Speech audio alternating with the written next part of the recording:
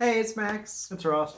And today we decided to review not a movie, but a limited run episodic. And the reason why we decided to do this, even though it's a rainy day, and rainy days are great for watching movies and reviewing them, but we just finished watching this limited run episodic. And It's a miniseries.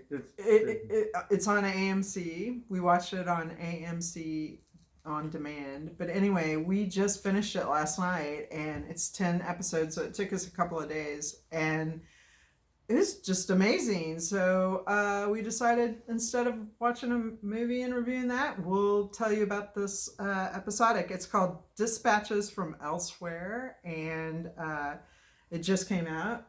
You want to tell them a little bit about the background? So, in San Francisco, there was an artist who decided to run an alternate reality game. His name is Jeff Hull. His name is Jeff Hull.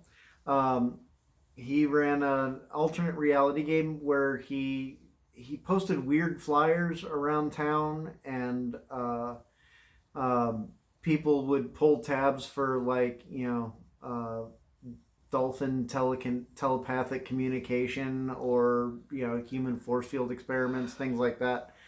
And they would be inducted into the Jejune Institute, and then they would be contacted by a resistance later and then they would choose sides and they would play through the game.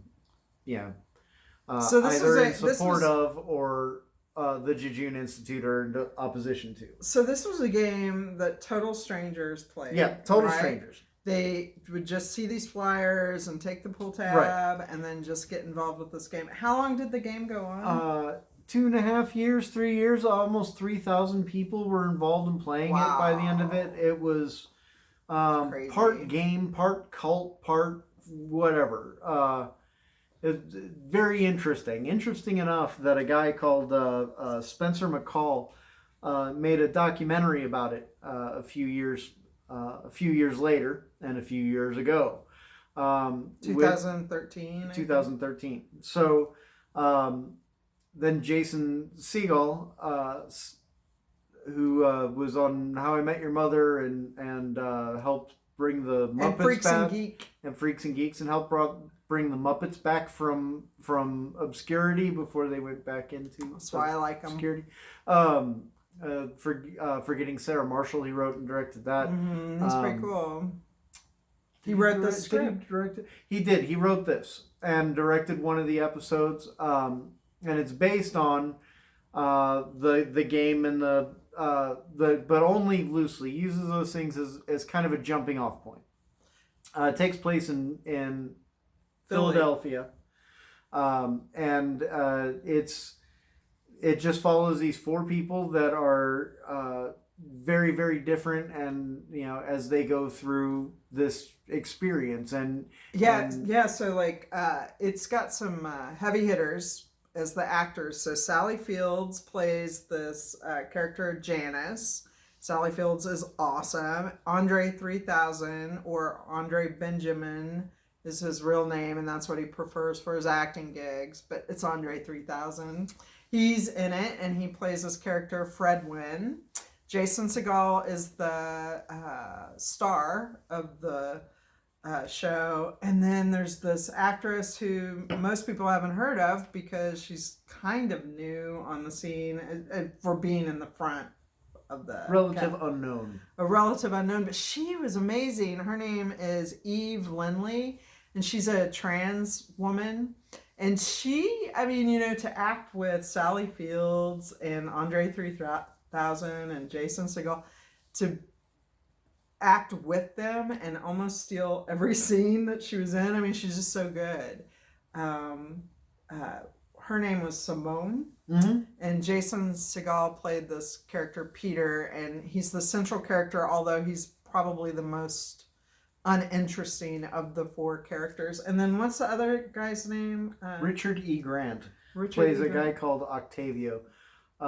He's the first face that you see in the show, and he is interesting. He's a lot of fun. Yeah, I mean the whole thing, it really did have this sort of magical realism feeling to it.